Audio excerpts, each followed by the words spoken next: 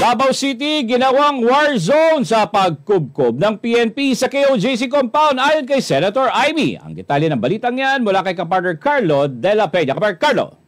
Ang balita ko may warrant of arrest pero walang... Naghayag ng lubhang pagkabahala si Senadora Amy Marcos sa hindi kaaya-aya na paglusob ng pwersa ng kapulisan sa Kingdom of Jesus Christ o KOJC sa Davao City. Itong Lunes, overkill ang pagkubkob ng kapulisan sa iba't ibang compound ng KOJC sa utos na hanapin at arestuhin si Pastor Apollo C. Quiboloy sa kabila ng kawalan ng search warrant. Dahil sa marahas na kilos ng PNP ay nagkaroon ng standoff sa pagitan ng dalawang kampo kung saan nagkasapakan, nagkatulakan, nagkabasaan ng tubig at winasak pa ang gate sa isang lugar na itinuturing na sanktuaryo o banal ng mga misyonaryo. Ayon sa Senadora, personal niyang nakita ang itinadalang pwersa sa Davao City at ito nga ay nakakasindak.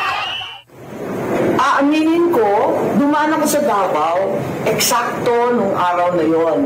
Andun ako sa Davao at ako'y nasindak kasi ang dami-daming SWAT, CIDG sa airport, isang katerma, yung mga SAF batalyon. Nakita ko yung tatlo ba na PNP helicopter, may kasama pang drone, may mga sniper pa sa tuktok ng mga building. Ang Davao City ay ilang beses nang tumanggap ng pagkilala bilang most livable city sa bansa. Si Pastor Apollo at ang KOJC naman ay kilala bilang matulungin sa kapwa at nagsusulong ng nation building sa pamamagitan ng iba't ibang plataporma at programa. Ikinalulungkot ng senadora ang naging paraan ng gobyerno sa pagkamit ng hustisya sa gitna ng harapang pang-aabuso. Ako'y natakot. Talaga naman, kakabahan ka ng todo at yung Davao City naging pawang war zone. Bakit naman nagkaganon? Kinailangan ba talaga yon? Bukod kay Senadora Amy ay nauna nang naghayag ng pagkabahala sa sitwasyon si Senator Robin Padilla. Para kay Padilla, dapat na ituring ng mga otoridad na magkaiba si Pastor Apollo, ang simbahan ng KOJC at maging ang mga misyonaryo. May tuturing din kasi na sibilyan ang mga miyembro na di dapat nadadamay sa kaguluhan. Sa isang payag, pinaalala naman ni Vice President Sara Duterte na ang pandarahas sa mga mamamayan ay paglapastangan sa ating demokrasya.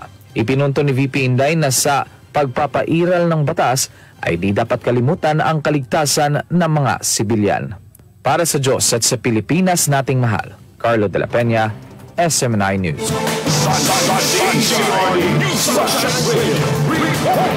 Samantala, KOJC inilabas na ang CCTV footage versus pahayag ng PNP na legal at nagpatupad umano ito ng maximum tolerance. Ang detalye ng balitang yan mula kay kapartner Hannah Jane Sancho. Hannah. Inilabas ng The Kingdom of Jesus Christ ang ebidensyang babasag sa mga pahayag ng Philippine National Police na ang marahas na pagsalakay nila sa mga compound ng KOJC ay legal at isinagawa ng may maximum tolerance. Sa isang press conference kasi nitong Miyerkules, sinabi ni Police Major Catherine De La Rey, tagapagsalita ng Police Regional Office Davao Region, na ang ginawa nilang paglusob ay tugon sa pag-atake umano ng KOJC missionaries gamit ang water cannon habang nagsisilbi ng arrest warrant ang kapulisan. Ngunit sa CCTV footage na ito, hindi nakalusot ang PNP. Makikita sa footage, madaling araw ng Lunes, Hunyo 10, alas 3:55 ng umaga. Naghahanda ng sumalakay ang PNP Special Action Force sa Central Headquarters Compound ng KOJC sa Davao City. Kapansin-pansin ang porma ng mga ito na animoy susugod sa gera, suot ang kanilang full battle gear. Humiling muna ng search warrant ang mga security guard ng KOJC mula sa PNP. Nang hindi makapagpakita ng search warrant ang mga opisyal, sinabi ng mga gwardya na hintayin ng mga abogado ng Kingdom. Ngunit ilang sandali lang ay makikita ng mayroong gitgitang nangyayari sa gate. Hindi pinansin ng PNP ang kahilingan ng mga gwardya ng KOJC at nagsimulang magtayo ng hagdanan upang pumasok sa compound. Nasa siyam na staff agad ang umakyat sa hagdanan para makapasok sa compound. Pero agad silang hinarap ng mga misyonaryo ng KOJC na nagmamadali mula sa kanilang morning prayers. Habang patuloy na pumapasok ang mas maraming sundalo, bumuo ng human barricade ang mga misyonaryo upang pigilan ang illegal na pagpasok. Pilit na itinutulak ang gate Ngunit hindi nagpapapigil ang mga ito. Ang lalaking nakaitim na ito ay isa sa mga misyonaryo ng KOJC na makikitang tilang nagwawala at nagmamakaawa na sa harap ng otoridad. Maya-maya pa ay nagsimula na siyang palibutan ng otoridad hanggang mapilitang umalis. Nagpatuloy ang tensyon habang mas maraming staff ang pumasok na nagresulta ng pagkakasugat ng ibang misyonaryo, kabilang ang mga kababaihan. Ayon kay Attorney Kay Laurente, abogado ng KOJC, dahil sa agresibong pag-atake gumamit ng water cannon ang mga misyonaryo ng KOJC upang ipagtanggol ang kanilang sarili. Hindi rin anya totoo na ginamit ng otoridad ang maximum tolerance dahil maraming misyonaryo ang nasugatan. Kabilang ng isang babae na nasugatan sa mukha ng isang military boot at 2 lalaking misyonaryo ang nasaktan din.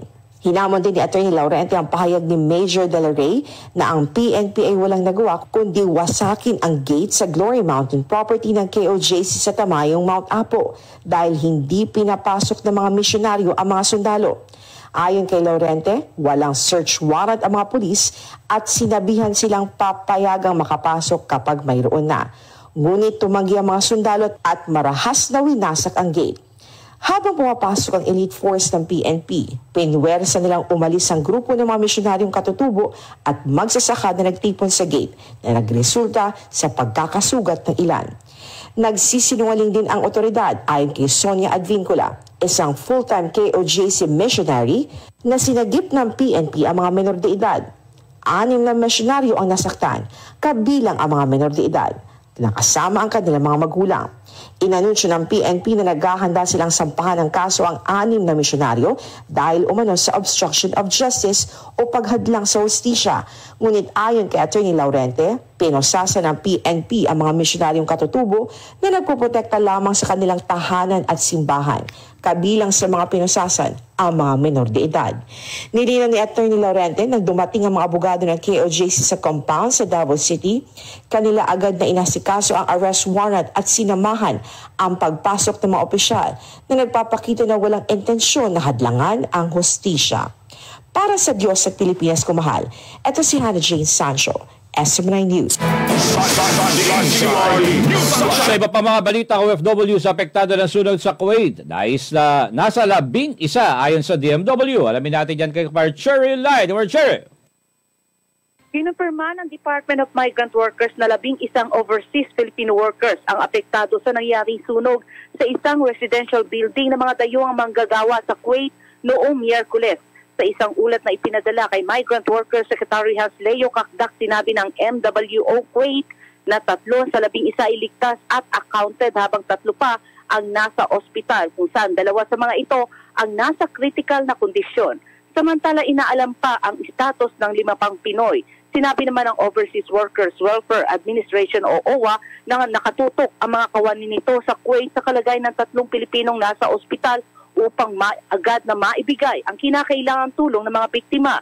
Nakausap na rin ng OWA ang kaanak ng 3 Pinoy sa Pilipinas upang tiyakin na maibibigay ang kanilang mga pangangailangan sa panahong ito. Para sa Diyos at sa Pilipinas kung mahal, Cherry Light, kapartner mo sa balita at serbisyo. Mga Pilipino, hindi pa tunay na malaya sa diktadoryang Marcos ayon sa isang dating kadre. Ang balitang yan mula kay Kapar Almar Persuelo. Kapar Almar. Isang napakahalagang pagdiriwang sa kasaysayan ng bansa. Tuwing 12 ng Hunyo, ipinagdiriwang ng mga Pilipino ang araw na ito para gunitain ang pagdeklara ng kasarinlan mula sa pananakop ng mga dayuhan. Ngunit sa ika-126 na anibersaryo ng araw ng kasarinlan, tila hindi ramdam ng marami sa ating mga kababayan na sila ay tunay na ngang malaya. Araw ng Miyerkules, nagtipon-tipon sa Plaza Miranda sa Maynila ang grupong Marcos Alice Jan Movement. Ang nasabing grupo ay binubuo ng iba't ibang sektor kabilang na ang mga kababaihang Muslim. Lumahok din sa naturang protesta ang mga dating kadre ng komunistang teroristang grupo na sina Jeffrey K. Eric Celis at Peter Caramon Mutok. Ang nasabing protesta ay paraan nila upang ipanawagan na bumaba na sa pwesto si Pangulong Bongbong Marcos. Ayon sa dating kadre ng komunistang teroristang grupo na si Jeffrey K. Eric Celis, sila ay nagkaisa dahil sa ginagawang pang-aabuso ng Marcos administration sa kapangyarihan. Anya ang pagsupil sa malayang pamamahayag sa pamamagitan ng pagtanggal ng prangkisa ng SMNI at ang paglapastangan sa simbahan ng The Kingdom of Jesus Christ ay palatandaan ng pagiging diktador na estilo ngayon ng kasalukuyang administrasyon. Nandito po ang sambayan ng Pilipino kasama po ang iba't ibang mga organisasyon ng mamamayan na nanawagan po kami. Hindi lamang ng pagrespeto sa mga kalayaan at karapatan ng mamamayan, kundi ganoon na rin po ang panawagan na baguhin ng gobyerno ang kanyang pamamalakad. Una, dapat hindi naman umbalik ang pangil ng diktadura. Nakita natin ngayon ang Davao is under siege. Grabe ang paglapastangan sa mga religious compound and organization and mga members ng Kingdom of Jesus Christ. Napakalubha at napakasakit tingnan po ang kalagayang ito na nagkukunwaring malaya ang bansa at may demokrasya tayo, subalit under the sun of the former dictator na si Marcos Sr., ang anak niyang si Marcos Jr. ay ganito ang ginagawa. Dagdag pa ni Celis, dapat na maalarma ang taong bayan dahil nasa ilalim na tayo ng diktadorya ni Marcos Jr. at patunay rito ang kaguluhan, karahasan at panggigipit sa mga lokal na opisyal. Kailangan magsalita ang mamamayan. Hindi po magkakaroon ng kalayaan ng bansang Pilipinas kung hindi po igigihit ng mamamayan ang kanilang mga karapatan. Sa ilalim ng gobyerno ni Marcos Jr., ang nangyayaring kagipitan at mga kaguluhan at karahasan sa Davao City, sa compound at iba't ibang area ng Kingdom of Jesus Christ at ang kanyang panggigipit sa mga local officials, panggigipit sa mga malayang pagtitipon ng mamamayan ay napakaseryoso at napakadelikado mga indication na bumabalik ang lagim at pangil ng diktadura without declaring it. In fact, a lot of people now are saying ay very similarly, ang situation natin ay kulang na lang ang formal na deklarasyon ng martial law. Para naman kay Peter Caramon Mutok, nag-ugat ang lahat ng kaguluhan ngayon sa pakikipag-alyansa ng gobyerno sa mga komunistang grupo na nasa Kongreso na itinuturing na kalaban ng Estado. Kung kaya tayo nagkakaroon ng kaguluhan ngayon, ay kagagawan din yan ng mga komunista. Yung kanilang pakikipagsabwatan kay Speaker Romualdez sa Congress. Itong tatlong terorista ng mga nasa Congress. Itong Kabataan Party List, itong Gabriela, at saka yung Alliance of Communist Teachers. Silang tatlo. Sa pakikipag-alyansa nila, sila ang nagsimulang tumira sa mga Duterte, kay VP Sara Duterte. Kaya ang mga kaguluhang nangyayari ngayon, even yung pag-atake sa SMNI, yung nangyari kay Pastor Kibuloy, lahat ito, ang target nito ay mga Duterte. Dahil sa mga nangyayari, masama ang loob ng mga dating kadre sa Marcos administration at hindi nila mapigilan na muling manumbalik sa kanila ang pakiramdam na kinakalaban ng gobyerno. Nagbalik loob kami sa gobyerno kasi naniniwala kami na ang gobyerno ay may pag-asa pang magbago. At yun ang nakita namin sa panahon ni former President Rodrigo Duterte. Subalit ngayon na nakikita namin panunumbalik ng mapait na karanasan at mga kalagayan na very similar sa madilim na panahon ng martial law at diktadura ng tatay niya. Kung kaya bumabalik sa aming mga damdamin bilang mga dating rebelde at mga kadre ang aming sama ng loob na nararamdaman sa isang gobyerno na dapat kumakalinga at rumirespeto sa karapatan at kabutihan ng kanyang mamamayan. Nakikita namin kung paano saktan ng kabataan, mga kababayan sa Kingdom of Jesus Christ compound, isang religious community, isang religious organization, walang karespeto pinadalhan ng mga combat troops. Dapat managot dito si Mr. Marcos. Para sa Diyos sa Pilipinas, Pumahal Almar Forsuelo, SMNI News. Samantala, PNP nang hula kung saan nasaan ang target na warrant of arrest sa KOJC compound. Ayon ito kay Atty. Roque. Alamin natin yan kay Kabar Carla Abellana. Kabar Carla. Mukhang nanghula lang ang mga naka-full battle gear na elite force ng Philippine National Police nang halugughin ng mga ito ang KOJC properties. Ayon ito kay dating presidential spokesperson Atty. Harry Roque, kaugnay sa kumakalat na video na pati refrigerator at freezers, naku po, sa kusina ay pinagbubuksan ng mga armadong otoridad sa pag-aakala nandun ang hinahanap nilang subject. Sunshine News Blast! Ano ibig sabihin yan? Hindi nila alam kung saan yung kanilang gustong hulihin. Sinupalpal rin ni Roque ang sinabi ni Police Regional Office 11 spokesperson Police Major Catherine De La Rey na sapat at tama lang ang bilang ng daan-daang puwersa ng Special Action Force o SAF at Criminal Investigation and Detection Group o CIDG na lumusob sa KOJC compounds. Hindi anya ito maituturing na overkill. Sunshine News Blast! Sinasabi nila kinakailangan ganito kadaming kasundaluhan dahil naroon yung mga pananampalataya ng kingdom. Meron naman po tayong video. Anong ginagawa nila? Kumakanta, nagsasayaw. Yan ba ho ang clear and present danger na kinakailangang sagutin ng ganitong karaming mga tropa ng ating kapulisan na para bagang lalaban yung mga Kingdom of Jesus Christ na members? Hindi po, dahil sila po unang-una ay may pananampalataya kay Jesucristo at naniniwala sila sa kapayapaan. Una na ring ipinunto ng isa sa mga ministro ng kongregasyon na hindi nila gusto ng gulo dahil hindi naman yun ang turo ni Pastor Apollo C. Quiboloy. Kaugnay nito, iginiit pa ni De La Rey, sinira nila ang gate ng Glory Mountain dahil hindi rin sila agad pinapasok sa compound. Subalit kung si Atty. Roque ang tatanungin, hindi rin anya siya papayag na makapasok ang mga armadong otoridad sa kanyang pag-aari, lalo't walang dalang search warrant ang mga ito. Sunshine News Blast. Punto nga, kapag may warrant of arrest ka, itatanungin mo lang, nandyan ba ho si Juan de la Cruz? Tapos, pwede ba makita kung nandyan nga siya? Wala, no? Pero ang ginawa nila, sinira nila yung gate. Kaya yun ang aking iniisip. Anong legal na basihan nila para sirain ang gate, pumasok ng 4 na lugar na sabay-sabay? Kasi kung sigurado sila na nasa isang lugar si Pastor Quiboloy, maintindihan pa natin yun eh. Kung ako naroroon, sasabihin ko hindi kayo pwede pumasok. Ang tinig ni dating presidential spokesperson Atty. Harry Roque, bagamat labag ang ginawang paglugad na matauhan ng PNP staff at CIDG sa mga compound ng KOJC dahil sa warrant of arrest lang ang dala ng mga ito. Pinagbigyan pa rin ng mga ito ng kongregasyon na pumasok sa lugar para hindi na lumala pa ang tensyon. Sa kabila nito, bigo pa rin mahanap ng mga armadong otoridad ang target ng kanilang operasyon. At para sa uling detalye ng ating balitang national, Minda Secretary Acosta giniit na di basta-basta na lamang matatanggal ng Marcos admin ang kanyang termino. Protektado niya ng batas. Ang detalye mula kay Franco Baranda. Kapatid Franco. Ako po, I feel so oppressed. I feel so talagang napaka-unfair po nangyari na yan. Kasi hindi ko naman yan personal eh. Nag-out of office po ako bilang chairperson at secretary ng Minda. Di katakataka para sa iilan ng sunod-sunod na ginagawa ng Administrasyong Marcos sa pagpapatanggal at pagsususpindi sa pwesto ng mga government officials na may kaugnayan sa dating Pangulo ng Bansa na si Rodrigo Duterte.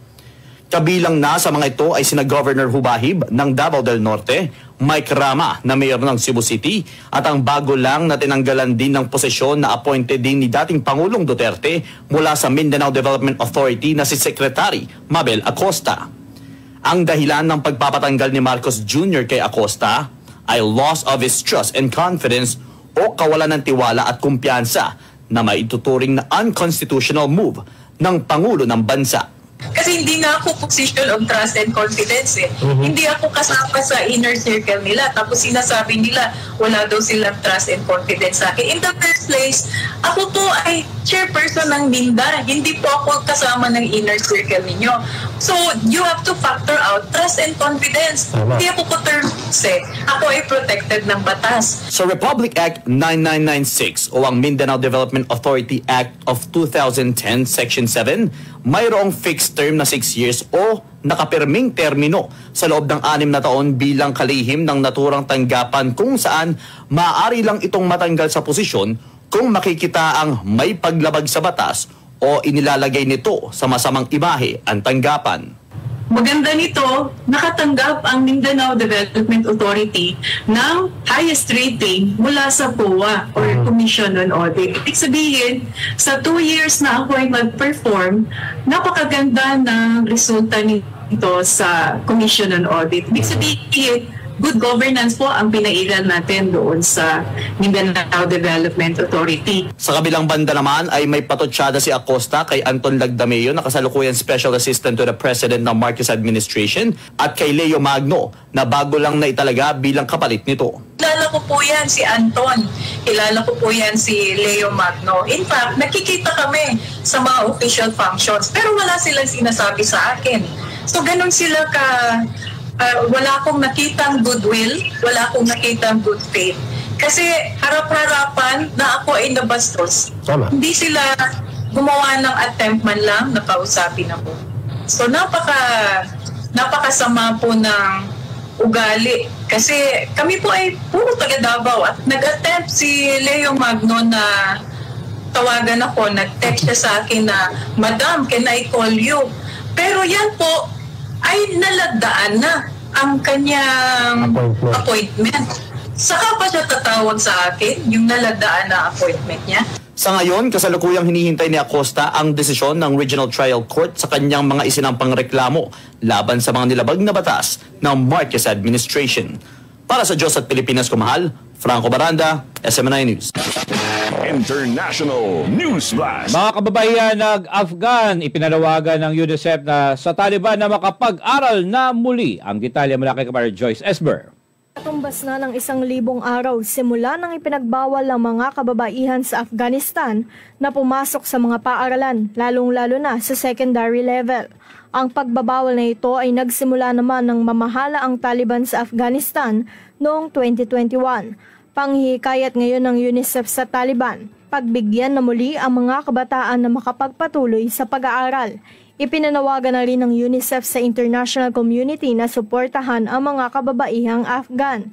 Matatandaang maliban sa pagbabawal na pumasok sa paaralan, ipinagbabawal rin ang pumunta sa public spaces. Para sa Diyos at sa Pilipinas kong mahal, Joyce Esber, kapartner mo sa balita at serbisyo. Sports News Blast. Rafael Nadal at Carlos Alcaraz maglalaro para sa Spain sa Paris Olympics. Ang detalye mula kay kapartner Margaret Percasio.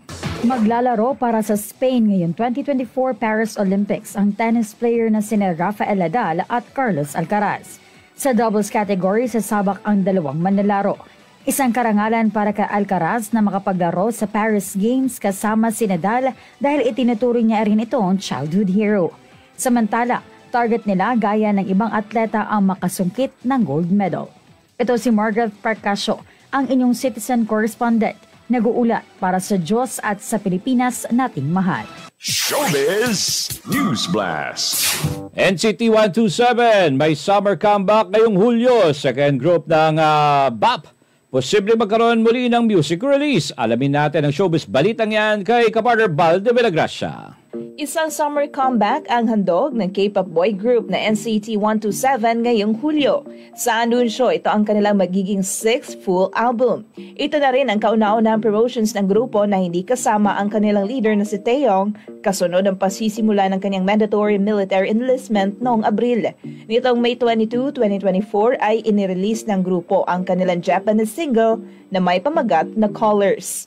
Sa kabilang banda, posible magkakaroon na rin ng music comeback ang second generation group na BAP matapos nag-release ang MA Entertainment ng isang teaser documentary video nila noong June 12. Sa video ay maririnig ang pahayag ng mga miyembro na nagkasama-sama na sila muli at sa dulo pa nga ay sinabi nila, and I quote, "We'll see you soon," para sa kanilang fans. Kung matutuloy man ang comeback ay ito na ang kanilang muling pagbabalik sa music industry bilang grupo matapos ang release ng kanilang Japanese studio album noong March 2018. Ang BAP na ang ibig sabihin ay Best Absolute Perfect ay nag-debut noong 2012 at binubuo ni na Jungkook, Daeyeon, Youngjae, Jungkook, Himchan at Zelo. Iyon nga lang ang makikita lang sa teaser video ay si Jungkook, Daeyeon, Youngjae at Jungkook. Si Zelo ay kasalukuyang nasa mandatory military service habang si Himchan ay may sexual offense case. Sikat ang BAP sa mga kanta tulad ng No Mercy, One Shot, Warrior at Power. Para sa Diyos at sa Pilipinas kong mahal, ako si Val Divina Gracia, kapartner mo sa balita at serbisyo.